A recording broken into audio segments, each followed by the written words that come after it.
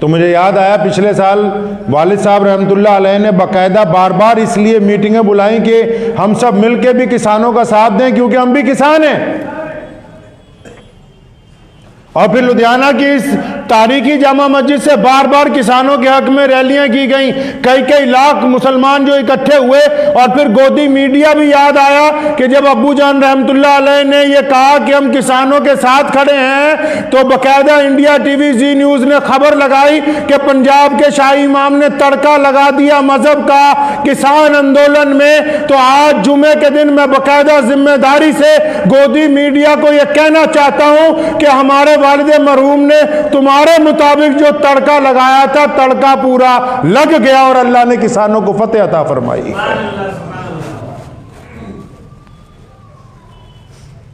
ठीक है, आज खुशी का दिन है, हमने अल्लाह का शुक्र अदा किया है। और जो लोग हमारे साथ जुड़े हुए हैं पूरे पंजाब में, वो बार बार हम जब भी कहीं कोई मस्जिद का संगे बुनियाद रखते थे, किसी जनाजे में दुआ करते थे, किसी निकाह में दुआ करते थे, बार बार कहते थे कि अल्लाह किसानों को फतेह अता फरमा और मरकजी हुकूमत को हिदायत दे ताकि वो किसानों के साथ बात कर ले। आज जहां अलग अलग सियासी जमातें ये समझती हैं कि उन्होंने अपना मिशन पूरा कर लिया, या केंद्र सरकार ये समझती कि उन्होंने किसानों के ऊपर मलम लग दी, हम भी ये समझते कि हमारे रब ने हमारी दुआएं सुन ली हैं, तब आज का दिन हमें देखने के लिए नसीब हुआ है। लेकिन इस दिन मैं उन सब लोगों को याद करता हूं जिन्होंने इन 14 महीनों में किसान आंदोलन में कुर्बानियां दी हैं। हम बार बार, कितनी बार हम लोग संगू बॉर्डर के ऊपर गए, बेशुमार मुसलमान गए, लेकिन जो हमारे पेशगी हजरात वहां संगू बॉर्डर पे गुज़िश्ता 14 महीने से बैठे हैं, टीकरी बॉर्डर के ऊपर बैठे हुए हैं, गाजीपुर बॉर्डर पे बैठे हुए हैं, जिनमें कई 100 अफराद ने अपनी जान खुदा के हुजूर सुपुर्द की है इस आंदोलन के दौरान, तो उनकी शहादतों को भुलाया नहीं जा सकता है, उन कुर्बानियों को फरामोश नहीं किया जा सकता जो कुर्बानियां इन 14 महीनों में दी हैं।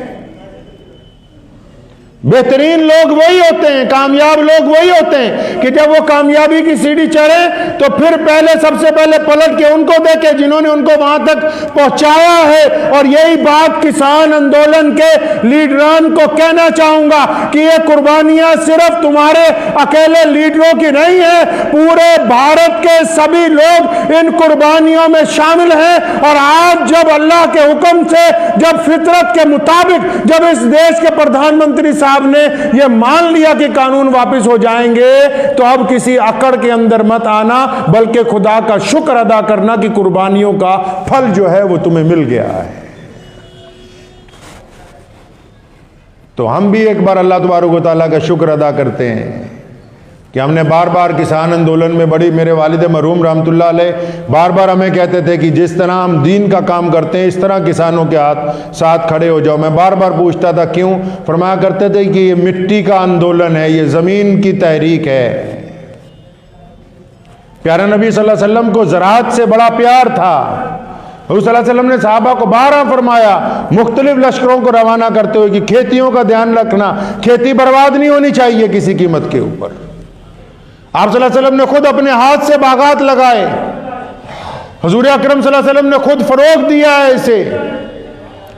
क्योंकि आजकल के जो हमारे सरकारी मौलवी हैं, सिवाय 5 बातों के छठी बात है ही कोई नहीं हमारे पास, सिवाय फतवों के और तीसरी कोई गुफ्तगू ही नहीं है। अगर हम इस्लाम को देखेंगे, इस्लाम ने पैदाइश के अंदर अपने मसाइल कहे, इस्लाम ने मियाँ बीवी के अंदर अपनी बरकत के मसाइल कहे, इस्लाम ने कारोबार की अगर बात की तो इस्लाम ने खेती की बात की, इस्लाम ने सड़कें बनाने की बात की, इस्लाम ने घरों की तामीर की बात की, इस्लाम ने दरमियान की रंजिशें खत्म करने की बात की, इस्लाम ने जानवरों के हकूक की बात की, इस्लाम ने दरख्तों और पेड़ पौधों की हिफाजत की बात की, इस्लाम ने चलते हुए पानियों को गंदा करने से रोकने की बात की। मोहम्मद रसूलुल्लाह का दीन हर लिहाज से मुकम्मल है। ये हमारी बदकिस्मती है कि हम सिवाय इबादत के किसी और चीज की गुफ्तगू मस्जिद के अंदर बैठ के नहीं करते, ये हमारी बदकिस्मती है। प्यारे नबी हज़रत मोहम्मद रसूलुल्लाह सल्लल्लाहु अलैहि वसल्लम को अगर हम पढ़ेंगे, हुज़ूर सल्लल्लाहु अलैहि वसल्लम ने जिंदगी का कोई शोबा ऐसा नहीं छोड़ा जिसके अंदर लोगों की रहनुमाई ना की। अगर कोई खजूर का बाग लगाता हुआ मिला, हुजूर सल्लल्लाहु अलैहि वसल्लम ने अपने हाथ से बेशुमार दरख्त लगा दिया आप सल्लल्लाहु अलैहि वसल्लम। यहां तक फरमाया कि चलते दरिया के अंदर कोई गंदगी ना डाले, और फरमाया दरिया के किनारे भी अगर तुम बैठ जाओ तो वजू के लिए सिर्फ उतना पानी लेना जितनी जरूरत है, बाकी पानी को जाया नहीं करना। ये गुफ्तगू कौन करेगा? हमारे पास तो गुफ्तगू कोई नहीं बची सिवाय इसके कि हम मर गए, लुट गए, कुछ नहीं हुआ। हम जिंदा कौम हैं और क़यामत तक जिंदा रहेंगे इंशाअल्लाह ताला। दुश्मन की साजिशें ये बताती हैं कि हम कामयाब हैं। नमाज के खिलाफ प्रचार ये बताता है कि हम कामयाब हैं। हुज़ूर सल्लल्लाहु अलैहि वसल्लम के खिलाफ नौज़ बिल्लाह अगर कोई गुफ्तगू करता है, इसका मतलब रसूलुल्लाह सल्लल्लाहु अलैहि वसल्लम की उम्मत आप सल्लल्लाहु अलैहि वसल्लम के तरीके पर चल रही है। तो कोशिश करें कि इंशाअल्लाह ताला जो आप सल्लल्लाहु अलैहि वसल्लम की सुन्नतें हैं इनको हम अपनी ज़िंदगी में ढालेंगे नहीं इंशाअल्लाह। हमारा किरदार हज़ूर अकरम सल्लल्लाहु अलैहि वसल्लम की सीरत बयान करें। वक्त भी हो गया है, दुआ कीजिए कि ये किसान आंदोलन जो मुकम्मल हुआ है इसके अच्छे नताइज दुनिया के सामने आए, और जो लोग इसकी क़यादत कर रहे हैं वो दयानतदारी से इसकी क़यादत करें, और जो लोग इस आंदोलन के दौरान शहीद हो गए जिनमें तमाम मज़ाहिब के लोग हैं, सिख भाई भी हैं, हिंदू भाई भी हैं, मुसलमान भाई भी हैं, दलित भाई भी हैं, तमाम मज़ाहिब के लोग, 700 अफराद इन 14 महीनों में इस दुनिया को लब्बैक कह गए किसान आंदोलन के दौरान। उनके लिए भी दुआ गो कि अल्लाह ताला उन सब के घर वालों को सब्र जमील अता फरमाए, और इस खुशी के मौके पर सब्र के साथ खुदा का शुक्र अदा करने की तौफीक अता फरमाए। इन्हीं अल्फाजात के साथ इजाज़त चाहता हूँ। वाखिर दावाना अनिल हम्दुलिल्लाहि रब्बिल आलमीन।